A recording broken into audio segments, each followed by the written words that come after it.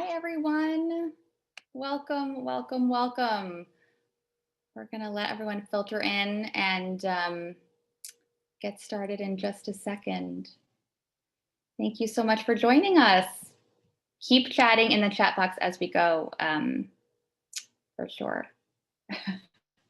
Okay, so thank you everyone for being here tonight with us at the Women in Music Summit. It's our first inaugural summit, hopefully to be repeated annually. For those who may not know Women in Music, we are a 501c3 nonprofit organization founded in New York in 1985, now with chapters around the world from LA to India. Our members are a diverse group of individuals, not just female identifying, and our goal is really to create a more equitable industry and a culture of belonging for everyone. So kind of going up and above that gender equity umbrella that we used to really focus on. If you're not a member of WIM yet, join us at womeninmusic.org and on Instagram and other socials at Women in Music.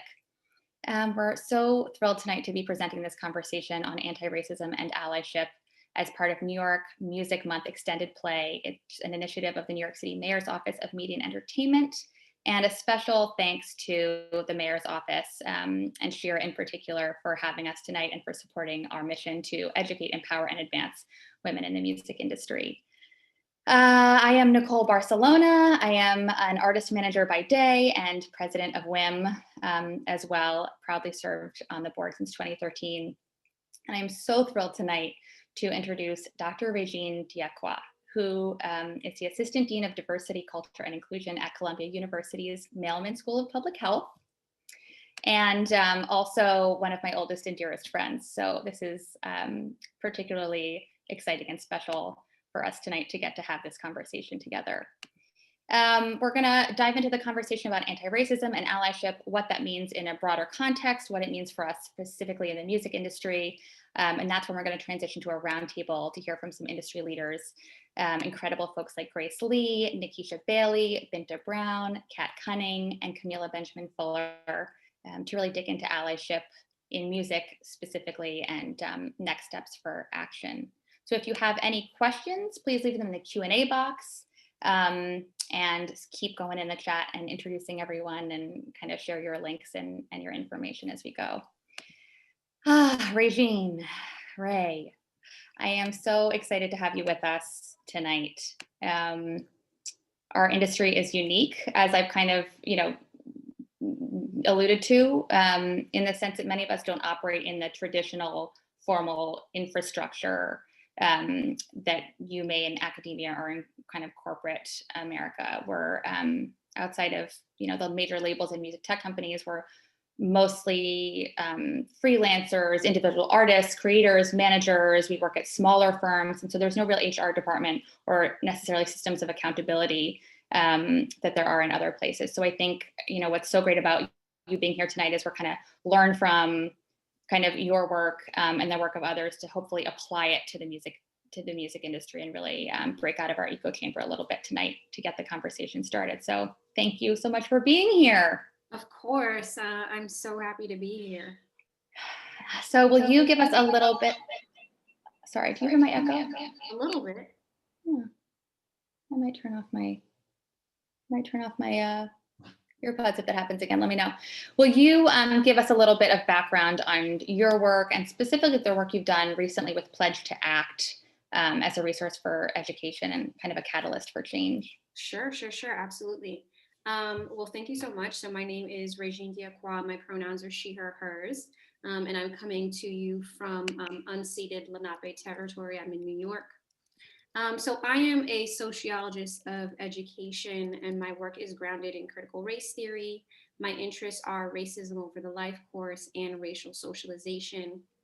And my work on the talk has been published in journals, has been featured on Al Jazeera, and my work was really around the way that the talk that parents have with their children around racism reveals the shape of racism or how racism is manifesting in a particular period.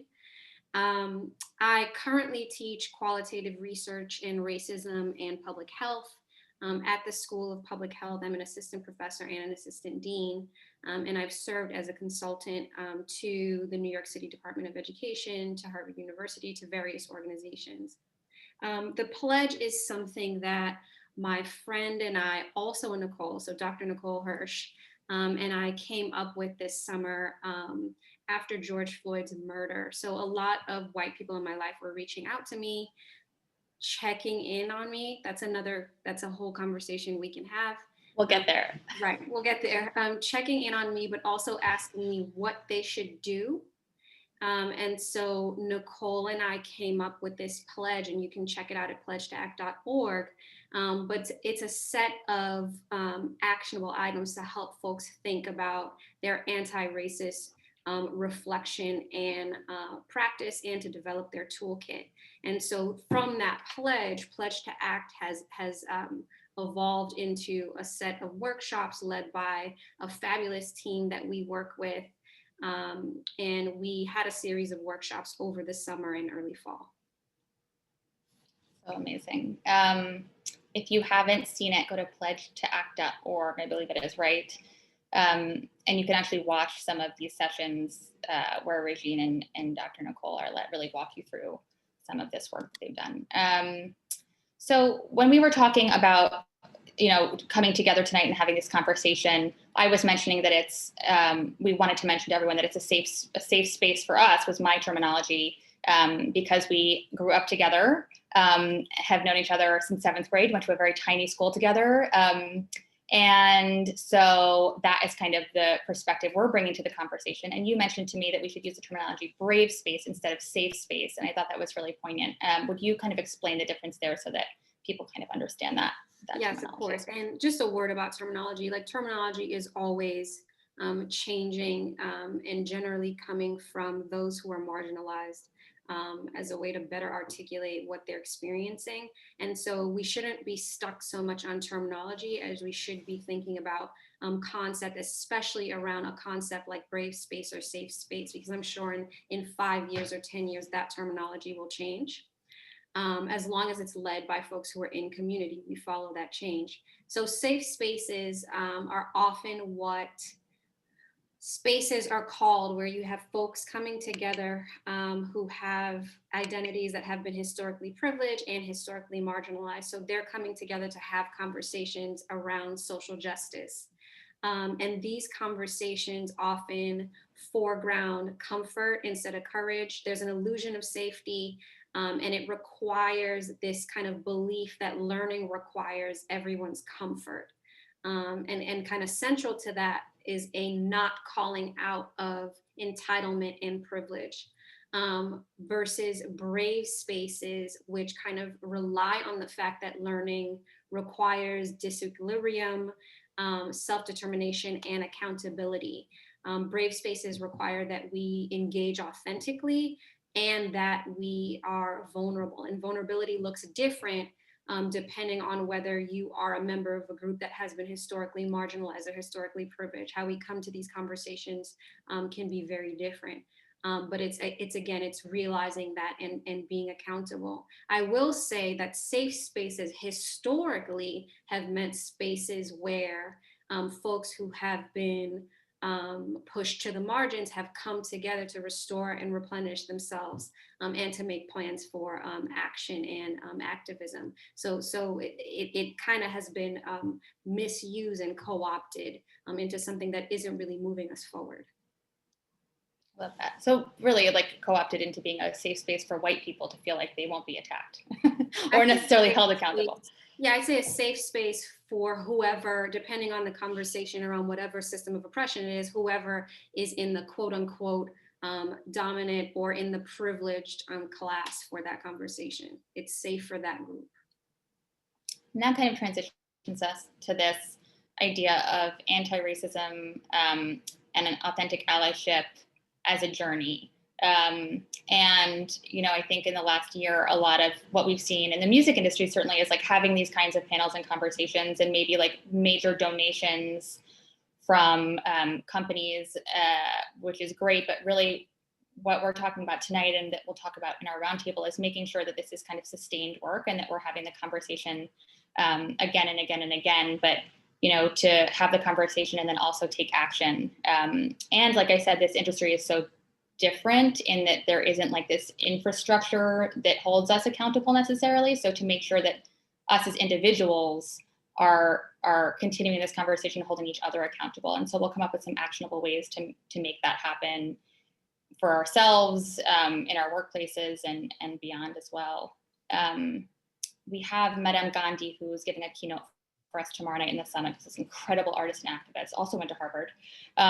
And she said something about the creation of music and that process that made me kind of think it was a good metaphor for us kicking off tonight. And she said, you need to make a bunch of bad stuff before you can get to the good stuff. And so I think for like people who are trying to understand more about anti-racist work and authentic allyship, it's like, and certainly in the music industry, like to be having these conversations in a vulnerable way where you're like taking down that wall of defensiveness, and really making sure that you're actively working constantly to like be messy and wrong and be okay with that and not feel attacked, but understand that that's something that you have to grow through, and make sure that we're having these conversations more openly in our industry together. So let's talk a little bit about kind of that knee-jerk reaction that this kind of cues up, that I'm not a racist reaction that white folks have a lot of the time when we're talking about racism and anti-racism, and how that differs from kind of the ongoing work of being anti-racist. Sure. So the knee-jerk reaction, when folks immediately say I'm not racist, reflects two things. So the first thing is a misunderstanding about what systemic racism actually is. And the second thing is this idea of inner work, or what I'll talk about as adaptive work. So I think it's important that we have shared definitions of racism. And I like to use definitions of racism that focus on the systemic nature. And so it's important that folks recognize that racism is a system of behaviors, actions, practices, policies, and ideas. Like ideology is central to racism, that confers privileges and advantages to, since we're talking about racism here, to white people, which ultimately results in very stark differences in access to resources and opportunity. It's important to center this idea of whiteness when we're thinking about racism. So I think all too often that actually gets lost. And it's also key to stress that racism doesn't need any one individual to maintain itself. As I said, it maintains itself. It's a centuries old system, and it maintains itself through ideology. It maintains itself institutionally, interpersonally, and then there's, of course, what we all walk around with in terms of internalized superiority and or inferiority, right? So racism doesn't need you to not be racist. Racism is doing just fine. The second thing is this idea of internal work that a lot of people fail to understand. So often someone who's saying, I'm not racist, perhaps has done a few technical things in their life that allow them to feel comfortable saying that. And a lot of times it's a lot of liberals and white liberals who are quick to say that. And so by technical, I'm talking about changes that are immediate and that can be made with existing policies, practices, and procedures. So technical behaviors or technical changes are like quickly hiring some brown people or putting together X event for whatever diversity month or whatever it is, right? But this work is really adaptive and internal, meaning it requires a change in your worldview. It requires a fundamental shift. And without that fundamental shift or change in your worldview, you're just going to keep replicating the same policies and practices that we're actually working against. So that's what that person at the top of this who's saying, I'm not racist, doesn't actually realize. And then anti-racist work or anti-racist projects is any work or projects that seeks to undo and resist this system, thinking about it systematically. So those 4 I's that I mentioned: individual, institutional, interpersonal, and internalized. And so I when we talked the other day, I was mentioning this Instagram account, this woman named Kemi. It's at Kemi Doll on Instagram. And I watched a video of hers, and this was back in May. It was May 11th that she posted this video, that I think kind of like really got to the core of kind of that defensiveness that sometimes white people fall into. And she said a couple of things that pointed to that idea of like, not all white people are racist, but all white people benefit from racism, right? So that idea that like you're a part of a system that you may not even realize you're like growing on that foundation and you're comfortable on that foundation. I'd And so also she's say it's also not helpful to think about who is and who isn't racist. It's more helpful to think about who is and who isn't maintaining practices, policies, and behaviors that uphold the system of racism. And so living in a white supremacist society, if you benefit from whiteness, it's very likely that you are in many aspects of your life maintaining the system of racism. And so it's I think it's more actionable for folks to think about it in that way instead of the am I racist or am I not racist. That binary also makes it easy for you to kind of opt out of right. this work.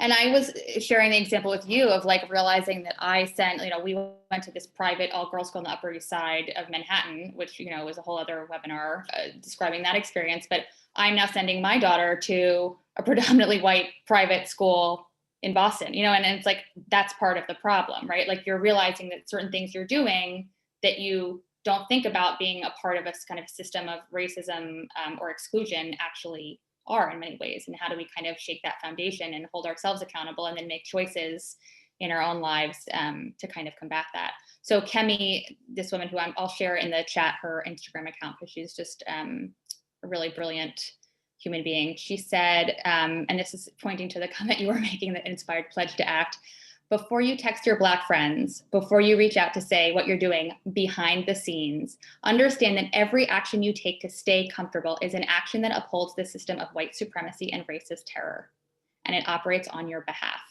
And I think that's so poignantly pointed out kind of the real internal examination of whiteness that we have to be doing on this ongoing basis. Okay, so when we talk about allyship, you describe it as reactive, active, and accountable. Will you tell us more about that? Yes, I'd love to. So my friend and I also came up with this framework, a way of thinking about allyships. If you think about like a triangle, at the base of this triangle is reactive allyship, and that's most of the work that we've seen right now. Sorry, the chat is popping up and I'm trying to read but also respond. And I've also pressed a button and now it says recording paused. Is your recording okay? My recording is okay. Okay, great. I don't know I think we're good. Okay, so if you think about the triangle, the base of the work is reactive. That's most of the work that you see right now. So right now, everybody has just discovered racism and it's a frenzy. But it's one of the core principles of the country. So people are newly discovering it. Things have to happen. Nike ads have to be made. Promises have to be made. So that's really kind of the reactive and also performative allyship. But at the same time, there's reactive allyship that's also good. It's reacting and responding to what is happening, right? It's that performative aspect that gets to be a bit ugly. At the center of the triangle, you have proactive allyship. So in addition to responding, you're also causing or creating or controlling situations that don't perpetuate racism. And at the very top, there's accountable allyship. So you've done the reactive part, you've done the proactive part, but you're also in the way that you are running your organization, leading your life, constantly thinking about how what you're doing displays accountability to folks that are generally marginalized and made vulnerable by certain policies and practices. And I think it's important to think about allyship in this way, as right now it's a very big buzzword, and we do see different types of quote unquote allyship. Sorry, I'm trying to keep up with this chat. Great conversations happening. So some of the graphics that we were showing, by the way, before were Danielle Koch, another person who I follow on Instagram, who is a brilliant illustrator and activist as well.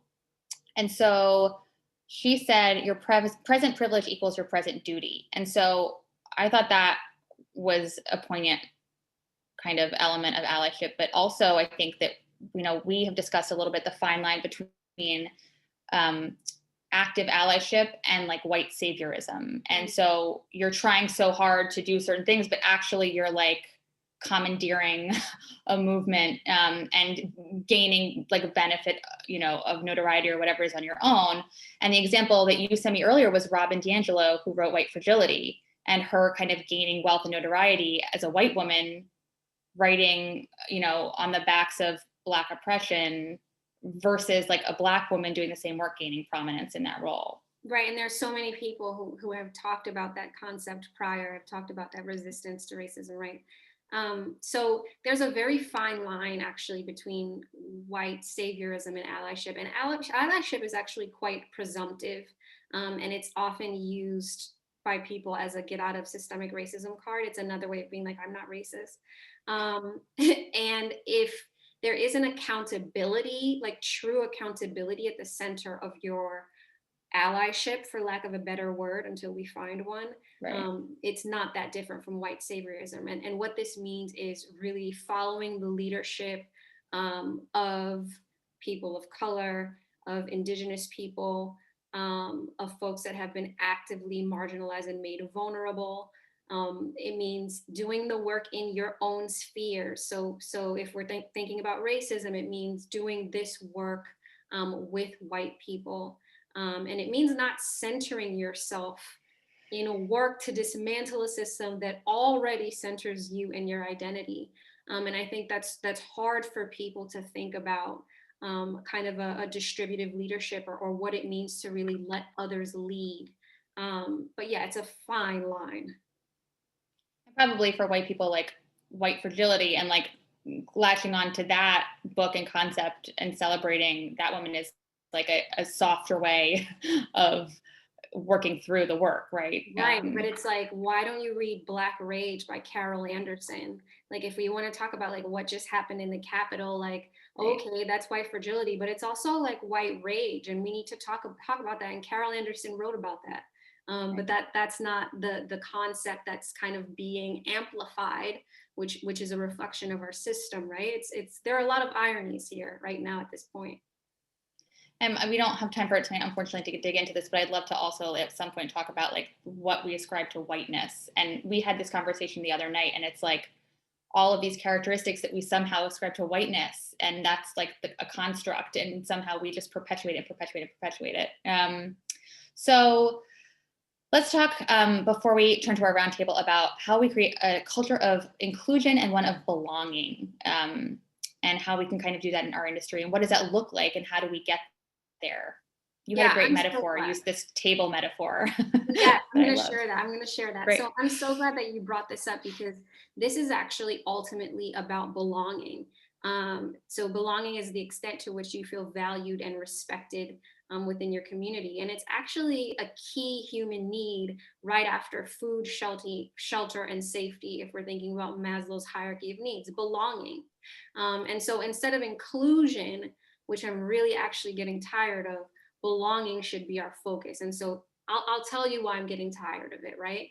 So you've been invited to a dinner party at a fancy restaurant, but the chairs are wobbly and they don't have a chair for you. And they've just asked everybody to just put their coats into a pile so you can sit on that.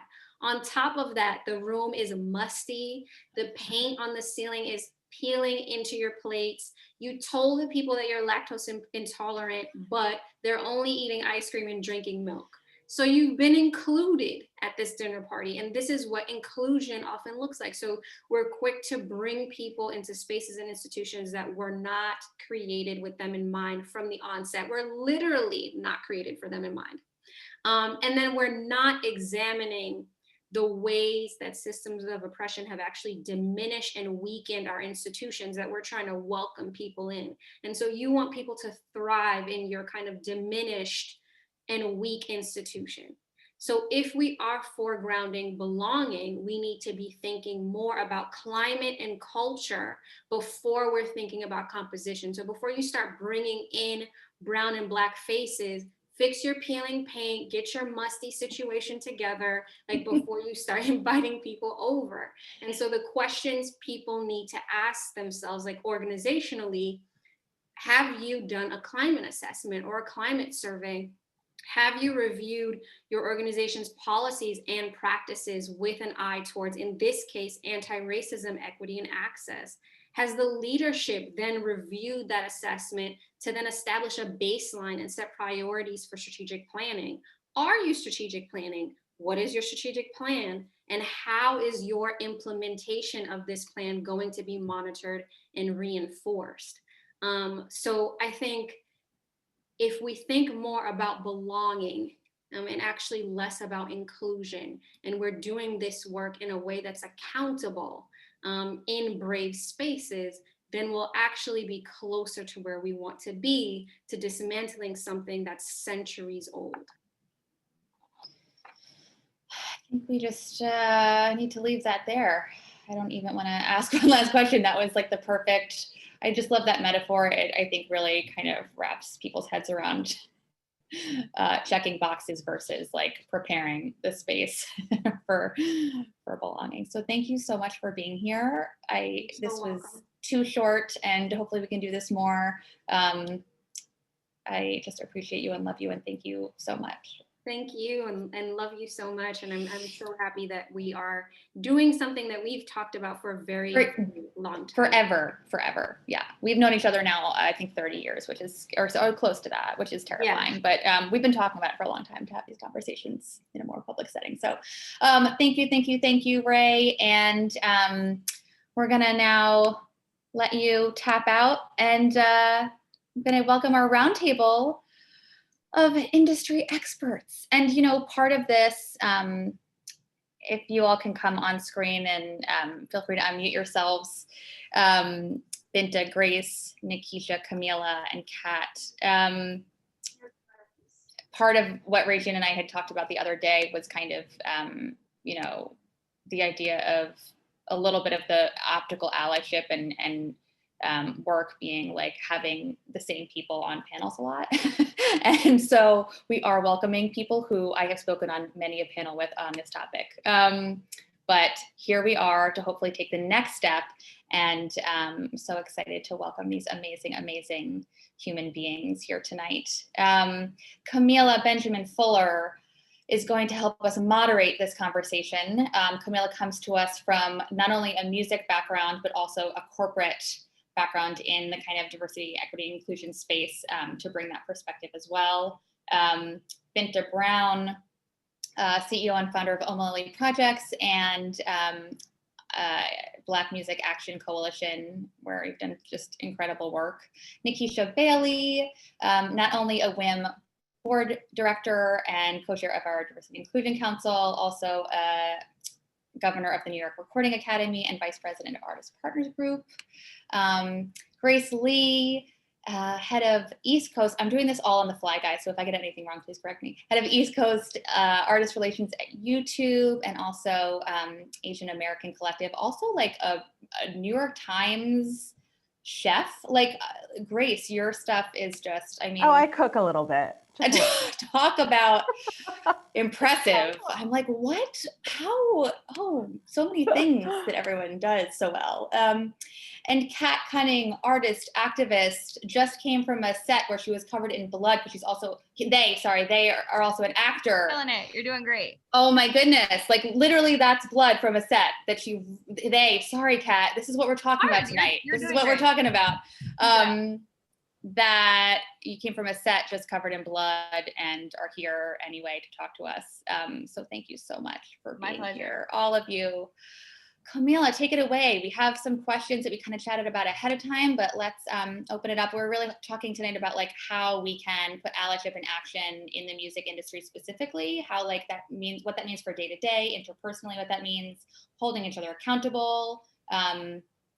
Let's go for it. Thank you, Nicole. And Nicole, Ray, what a compelling conversation. You can imagine, having the increased interest in this work. There's even more out there in the ecosystem about these issues. And sometimes you sit through these panels and fireside chats and roundtable conversations, and you're like, okay, this is the same thing I heard. It's like the same thing over and over again. And I walked away inspired and with some new information. It was just great to see your exchange there. So thank you for opening this space with your dialogue. So the group here, we're going to spend some time talking about allyship, and I'd love to just start with some level setting here around how you define allyship. What does it look like for you? And maybe you can share some examples of how it has impacted you, whether it's optical allyship or authentic. Binta, would you be open to kicking us off? Sure, happily. You know, I, if anybody's heard me speak on this topic before, you probably know what I'm going to say.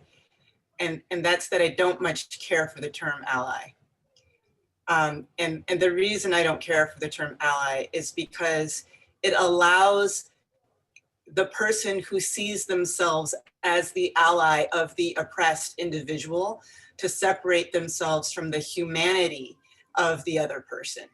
And when I think of ally, like as an undergraduate, I studied political science. I think of foreign powers coming together, or I think of corporations who are entering into a deal together.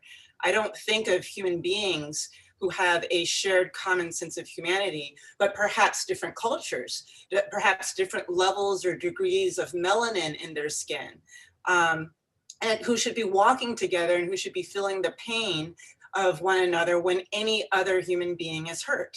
When one of my LGBTQ brothers and sisters are hurting, then I, as a human being, should also feel pain. I should also hurt. When my Asian, white, Hispanic brothers and sisters are feeling pain, I should feel hurt as a fellow human being. And I should want to do everything I possibly can as a human being to see them not as my ally, but as my brother and sister who possibly has just a different shade of skin. So I don't much care for the term ally. I think that it allows people to remove themselves, to separate themselves from others, and to not own their complicity. And quite frankly, it goes to a lot of the things that Dr. Diacroix was saying previously, from my perspective. So I prefer to think of us as brothers and sisters who may have different cultures, who may come from different countries, who may have different languages, different genders, but that we are brothers and sisters and we're all human beings. And I think that if we start from the place of our humanity, then we're going to start finding it to be a lot easier to have these conversations. Perhaps we'll be less defensive. And it'll also just be more difficult for any of us to deny the suffering of another person. I so appreciate that, Binta. I'm constantly trying to reframe conversations about diversity, equity, inclusion to be about all of us, because there is this exercise of othering that happens. And so that was just beautifully laid out. And your take on allyship. Nikisha, would you offer some perspective? Yeah, of course. I think if I had to think of someone as an ally for myself and how it's affected me in my career, it's someone who I felt like safe around, like Dr. Ray mentioned, like someone who I felt like I could be my authentic self, and someone who realized that they have certain privileges or were born with certain privileges that I was not. And to some extent, they extended those privileges to me. I know I kind of like, I started off as an intern, not really, knowing anything about the music industry. I moved to New York with a dream. And I was able, through my hard work and persistence, work myself up, in the past 10 years, and I was able to become vice president. And more so recently, it's, I've been able to lead the A&R team because I see my CEO as somewhat of an ally, and he extends his privilege to me by not giving responses, by letting me lead, by, backing me up in meetings. Like, when other, people who don't necessarily see me as a leader go to him, he'll send them to me. So I think, I definitely, I agree with what Binta says, but I think if we are to use the word ally, it's someone who's like comfortable in extending their privilege to you because, they're aware that you don't have it. Thanks, Nikisha. Grace. Hi. So I agree with so much of what Binta said and what Nikisha said. And I think that just sort of to build on some of what, the points that they made, for me, when I think about allyship, it is so much about recognition and allyship as an Asian American, and sort of looking at the benefits that Asian Americans as a whole received from the civil rights movement and from the work of Black activists in the 60s, because there's a ton. I think about the sort of precarious position of privilege that Asian Americans have. There's all this, even now when we're talking about like COVID stats and stuff, right? They talk about rates of infection and vaccination rates amongst white communities, Black communities, Hispanic communities, not Asians, So there's this very clear erasure sometimes of Asian Americans and our position in this country. So it's just sort of recognizing both the privilege and the downfall that comes from that. So for me, thinking about allyship is a lot about empathy, but a lot about recognition. Grace. Kat. Hi. First of all, thanks for having me. Thanks for everybody being so generous. It's really exciting to hear everyone speak. And when it comes to a topic like this, getting to hear from people who are marginalized and people of color, Black people speaking, it's a generous act and not something that they have to do for white people. So thank you. When I think about allyship, I think if we are to accept it as a term, because it does seem like otherness, it seems like I'm your ally because I don't understand. When I try to be an ally, it is a commitment to learning, a commitment to listening, and a commitment to putting people who understand their story first. As an artist, it's an interesting concept because obviously as someone who's trying to be a pop star, you naturally inherently center yourself in your songs, your music, and your imagery. But I do really try to bring my community with me, which happens to be incredibly diverse. And I do think of my community as my brothers and sisters. And I think that on a really interpersonal level, you can do tiny things to make sure that you are giving a voice to other people or empowering them. Like, and make an effort where I can to make sure that I'm not surrounded by people who look like me, not only because that makes the art better when you speak to the whole world, but also because it's the little thing that you can do. I look as often as I can for especially like non-binary and female-bodied people in music as well. Like, to have a female engineer is a really hard thing to find. And anytime that I can have a queer DP on a music video or whatever, all of the spaces I'm in as a singer and an actor are male dominated and white dominated. And the work only gets better when the team is diverse. So I try to advocate for that wherever I can, while acknowledging that as an artist, I'm in a position of power and I have a platform. Thanks so much, Kat. Yeah, I was, sort of reflecting on creating space and the sort of the optical or performative allyship, sort of making a statement versus where people are transitioning.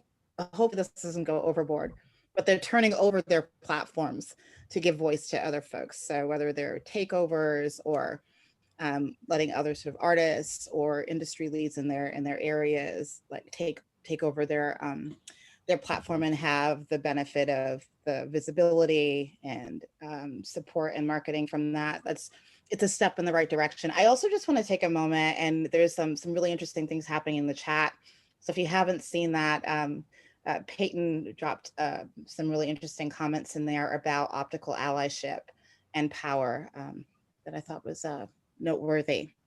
So this next question I appreciate, because we're sitting in a panel and we've thought about these issues, but it doesn't mean that we've perfected them, and we make our mistakes as well. So what are some of the mistakes that you have made in your journey to be an ally, supporter, advocate to others? And perhaps we can start with Grace. I make mistakes all the time, first of all. So that's a real thing. I think about things. I think the mistake that I make most often is that I really am focused on sort of the lens of bringing up my community, right? And of course that has, there's a lot of intersectionality there, but I think sometimes I can get a little too lost in that. So I think that would be my biggest mistake, but sort of, I would hope that by recognizing that tendency that I have, that it's something that I can work on and be better.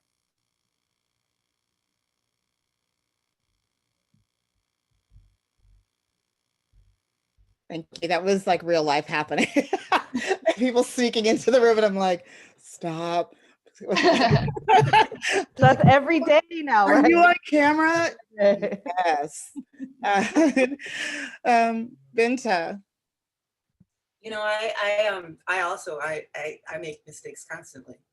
In fact, I relish in my mistakes, because if I don't make mistakes, then I'm not learning. And I'm unaware of the pitfalls. Before I give a thoughtful answer, though, to this question, I just want to comment on something that Kat was saying, which I just really appreciated. And it's something that I find myself constantly amazed that in this day and age, that there are people, particularly under the age of 40, who could have all white groups of friends, all white social groups. It's shocking to me. I don't get it. It doesn't make any sense to me. And yet I see it. And by the way, I guess I am judging. So before, and that might be a surprise to people, because they might have thought I was going to say I'm not judging you. I am judging, and I'm judging because it's odd. It's odd to me when people listen to music by artists of all different backgrounds and say that they love it.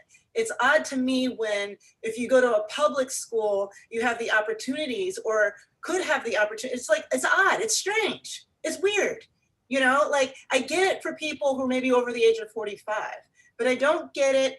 And I especially don't get it when they're artists and musicians and actors and actresses, because there is diversity within our fields. So like, how can you come up with an all white group of people? It just makes no sense to me. And then for the people who say that they have to stretch themselves to go and find the Black person, or find the Asian person, find the Latina, like, no, you don't.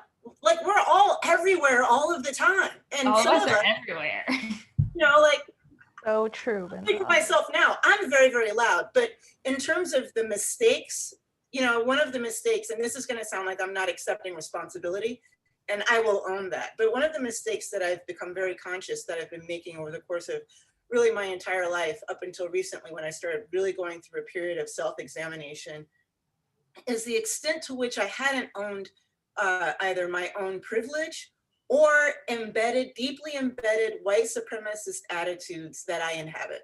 I just didn't even realize it. Like, I didn't realize that some of the ways I have of interacting with others are either learned behaviors that I hadn't been strong enough or aware enough to reject, and that I took them as being right or just, or that they're behaviors that I maybe secretly admired because I saw them being exhibited in people who had the kind of careers or the kind of success that I might want to have. Wow. And so this is a whole topic, Binta. Like, I'm ready. I'm ready. Wow, this is a whole topic. Okay, sorry, keep going. So that's a mistake that I've made, which is, And it is not to say that I am not proud of being a Black woman. I love being Black. Oh my goodness, do I love being Black. I love being a Black woman. You know, like, do not ever try and take that from me. I will fight, you know, tooth and nail, you know, hair, tooth and nail for that. But like, as much as I love myself and as much as I am centered in my own identity, I sometimes disown that identity. And I think that a lot of us do, actually. And so that is the mistake that I am guilty of making, is not celebrating myself consistently as much as I possibly could for who I am in every space that I inhabit, and being afraid that in some spaces, if I don't moderate my behavior, that I'm not going to have the opportunities that I would like to have. Binta, you are reminding me of a concept that I'm familiar with from James Baldwin, which is super heavy, and I don't like to think about it too much because it's hard. But you know, in order to be, or not even to thrive, but just to be in the environments that we're in, to participate, we often have to be an accomplice to our own demise. That's just so. That's hard when you can see yourself acting against yourself, Right. and navigating that. So on that light topic, Kat, or Demise to your own self is actually a very strong transition, because I was going to say, on the topic of being an ally in general, even to queer people, I sometimes misgender myself. So on the topic of making mistakes, it's hard to get it right all the time. It's hard to keep up with the way that language evolves, the way that what we find acceptable. Like, for example, this is my first day of hearing that even that the word ally is in question, and I love it. I love the conversation around it. But, you know, also to the point of like mistakes being good, I love this question, because I think a lot of white people don't even join the conversation because they're afraid they don't have the updated information. Oh no, you guys are frozen. Can you hear me? We can still hear you. We can still hear you. But that may have been delayed. Okay. Okay, great. So did you hear all that stuff I said? Okay. Yeah, you're right. Anyway, love this question because people are so scared of making mistakes. I feel like they just stop learning, or they just stay out of the conversation. Other mistakes I think that I have made, more specifically speaking about racism, I think that it's a hard line to find as an artist in particular, the difference between celebrating Black culture and fetishizing it. I'm definitely incredibly inspired by a lot of Black culture and a lot of Black music. And I think that a lot of artists are. It's hard to not be influenced by Black art if you exist today in the world. But yeah, basically finding the line between like thanking, celebrating, joining in on the conversation of art, and or fetishizing it in a way that isn't as educated as it could possibly be. That's my main mistake, I think. Thanks, Kat. Nikisha. I think for me, I'm also someone that makes a lot of mistakes. I also love making mistakes because that's how I learn and how I can show others, around me how to learn and to grow. I would say one thing that I don't know if it's a mistake, but more like an observation was that like sometimes you just have to be a listener to listen and not to respond. Like I always wanted to respond. And then, I think at some point I realized that, sometimes you just need to listen to hear what the other person has to say, or listen, step away, understand why this person, or try to understand this person's perspective before you go back with your perspective. Because I think you can get more out of the conversation that way. So I think, a lot of the times people listen in order to respond and not listen in order to listen. But when you really listen to what a person is saying and you actually take in what they're saying, that gives you time to think about their perspective and analyze it against yours. Thank you so much for that. So accountability comes up quite a bit, right? When we're talking about this work. And so how do we hold ourselves accountable? How do we understand what good looks like? And if you think about our industry, what are some of the things that you see that are happening that are positive around accountability? Where is there work to be done? Because it's hard. We don't have some of the same sort of measures and research strategies and metrics that sort of other organizations or industries might have. So what is it that you're seeing that's working well, and what are some opportunities? I'll just open this up to the group.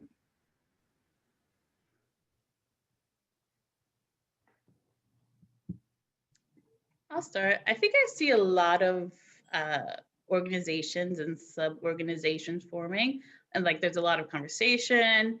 Major labels are donating a lot of money. I think for me, the step further is the actual action behind it. I think so. When last year happened, I joined the Council for Diversity and Inclusion. Never worked in diversity and inclusion before. I just know that I was like a representation. And from that, I was like, I actually want to kind of have some knowledge in what I'm representing. So I decided to go and enroll in school and take some classes on diversity and inclusion so I can actually have kind of like a structured understanding, and also talk to other people who aren't necessarily in my industry so I can have a wider scope of what diversity and inclusion looks like in other industries. I know being close, I work a lot on the contracts and the financial side. And one big gap I see is the knowledge of Black creators, Black and Brown creators in the actual business side, knowing the contracts, knowing the money side. So I built an onboarding system for my label in which as soon as you sign, I walk you through certain financial parameters that I think are you need to know. And it's something that I'm trying to like broaden, across the entire label. But I think it's like you kind of have to hold yourself accountable first in knowing what you're trying to do, and then infiltrate or get into the company that you're in, and bring those in hiring management on board. Yeah, other perspectives? I'll just share one thing that I have seen, which is Noelle Skaggs's work with Diversify the Stage, which has been like mind blowing, because there's like you said, Kat, like you're demanding more with your position of power on like the makeup of your team and the people around you. And to see an artist like Noelle coming out and saying like, not only am I building this organization that is going to like train women of color to be in the live side of the industry, so that you see more people. When I look down at, at the audience, I see more people in my venue who look like me and represent me as an artist, but to take that action in demanding that with your power and saying like, I'm going to have female identifying or non-binary folks on my team. I'm going to prioritize hiring women of color. All of this stuff is like taking that power that you have and making those demands. And I think that, I don't know who it was who I've talked to a little bit about like making sure that artists are thinking about putting things in their contracts that are, there's certain representation on their teams at their label. All of this stuff is like, these are things we can be doing to like demand more of each other and of the people who employ us and who we kind of uphold. I'll jump in on this. I think that accountability has to start with each of us as individuals, and doing our assessment of how we are working, like how we are running. For those of us who are in the position of being leaders, whether in organizations or within our own businesses, looking at ourselves, looking at the teams we put together, looking at the companies and the corporates with whom we're choosing to work, and asking ourselves, is this potential partner, employee, independent contractor, et cetera, whatever the constituency or the stakeholders are, is there a consistency in terms of our values? And when I say look at ourselves, looking at ourselves and looking at our team. So for example, I look at my team for Oma Lily projects, and I'm like, wow, like I have hired all women. Cool, that's great. I'm actually not mad at that at all. And it wasn't something that I did on purpose. It just happened to be that way. But at one point, I did notice this year, I'm like, I've actually only hired white women. And like, that's weird, because that's weird. like, how did that happen? And so I made sure, I made a note and I said the next hire, all of the people whom I bring on board are qualified. They need to be qualified because the work is too serious. But I also know that having qualifications, there's not one race or gender that owns qualification, right? And so I said, I need to be mindful that I don't hire a whole bunch of people, and not have any Black folks on board. And so, that's something that we were able to fix. So the first step, I think, is looking at ourselves and what we're doing, looking at the decisions that we're making, the partners with whom we're working, and actually being critical and thinking in terms of the long term and the long game. I think that a lot of us oftentimes can get caught up in short-termism or the short game of, there's an exigency, you fight for survival, there's a problem that you have to solve today. And so you do a lot of this will do, talking to yourself. And I think that we have to have a long game perspective. The second element is, and I say this, as somebody who's greatly inspired by Jesuit teaching and the Jesuit traditions, which is to say that any change that we're going to make or any accountability that we might have has to first come from a place of deep introspection.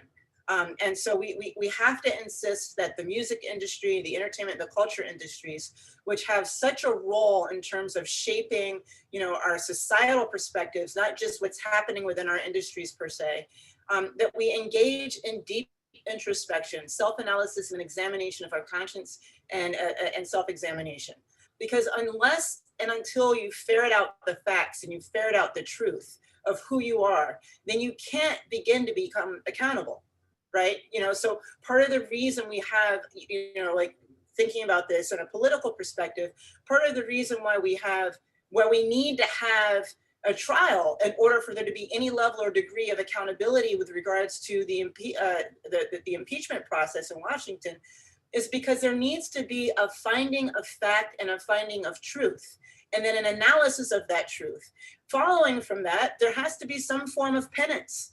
You cannot have redemption without penance. And I understand that for some people that what I'm saying is a religious concept, but it's a religious concept that has secular implications, right? Which is that it's very, very difficult to get to the point of reconciliation and healing and change and accountability until you've done the first couple of steps. That's why it's been set up that way. Quite frankly, it's been abused by churches in the past.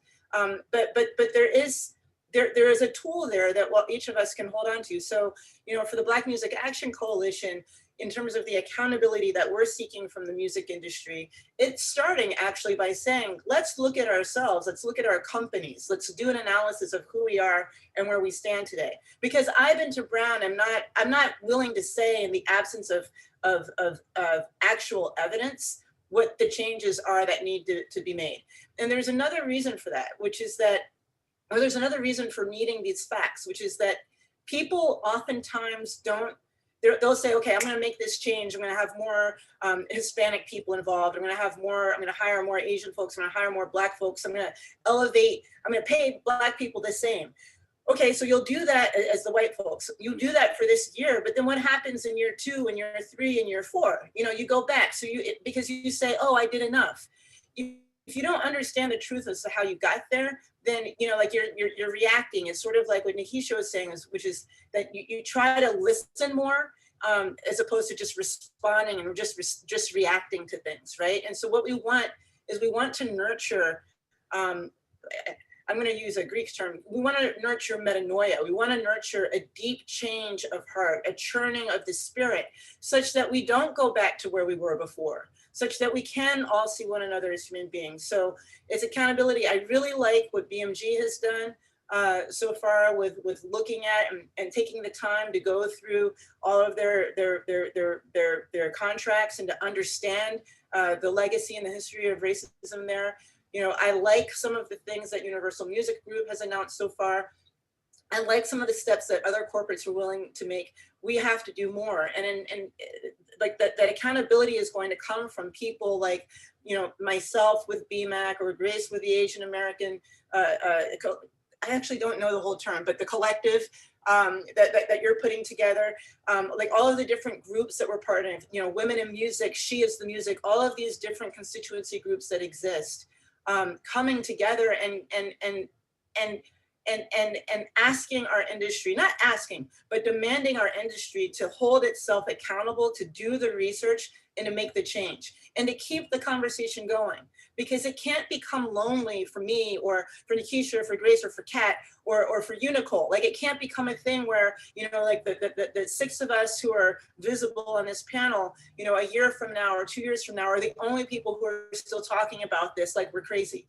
I stopped talking about these issues a few years back because I started thinking, man, I'm the only person who's talking about this. I feel crazy.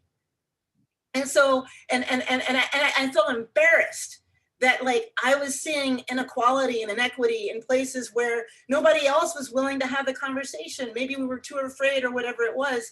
So I just said, well, you know, whatever, I'm not going to talk about it anymore because clearly I'm wrong. You know, like actually I never thought that I was wrong about it, but like clearly like it's like talking, you know, in a echo chamber all by yourself, you know? And so we have to continue to work. We don't get accountability unless we keep encouraging and creating the opportunity for change to happen. So, you know, I could go on and on and on about that, but it's about not, you know, like we're in this new movement, we're in this new moment in time. We can't let ourselves get distracted by the new shiny toy, you know, like with the media cycle changing, like we can't allow ourselves to lose our energy for the fight because we're the only ones. Like we have to just keep going, keep talking about it, because until there's fairness and until there's equity, equality, and justice for everybody, we're not done yet. Mm-hmm, mm-hmm. Yeah, and unfortunately, I'm already starting to see some of the slips. So, you know, in the U.S. with the administration change, things like the executive order that banned diversity, equity, and inclusion training being reversed. A lot of folks who were sort of up in arms and ready to act around this were like, okay, whew, all right, we did that. We did it. Yeah. We did it, and we're ready to move on.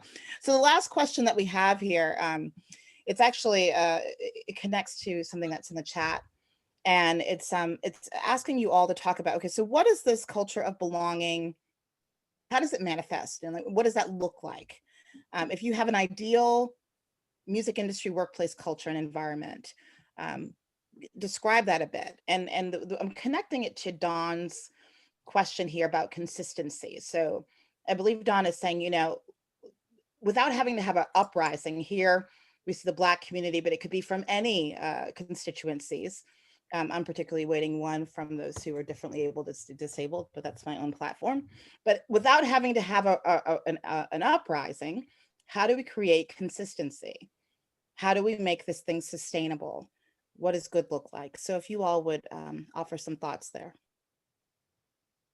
That this goes back to what Binta was talking about, where, you know, change starts with the individual. And I think, you know, Kat, you had mentioned this before too, of using your power and your platform to bring others along with you and to ensure that the spaces that you're working in reflect your values and, you know, what you think is important. So I think that, you know, in terms of building an ideal workplace, I think a lot of that starts with our individual vision and leadership, right? And those of, you know, us who are in positions of influence, using those positions to create more, you know, diversity amongst our teams and to work with partners and vendors who we feel, you know, represent our values. And I think, you know, that's how I plan to start in what I'm doing.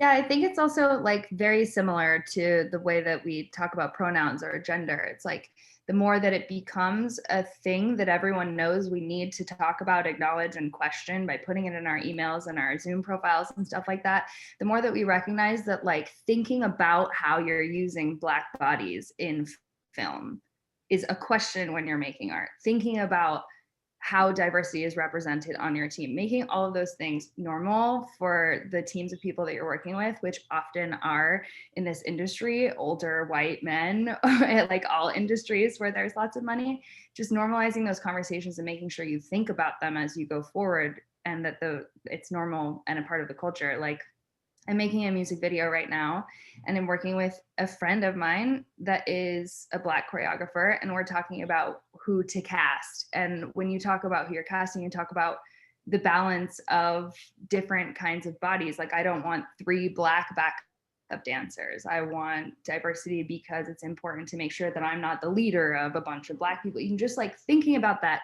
doing your best to find a way to tell a story that includes culture, movement, and to just be conscious. It's the same thing as with female bodies. Do you put a dead female body in a movie with her boobs out? Is that necessary? It's just like being careful about what story you're telling and how imagery of people affects culture as you move forward, and making sure the sets you're on are also held accountable in terms of how they talk about that.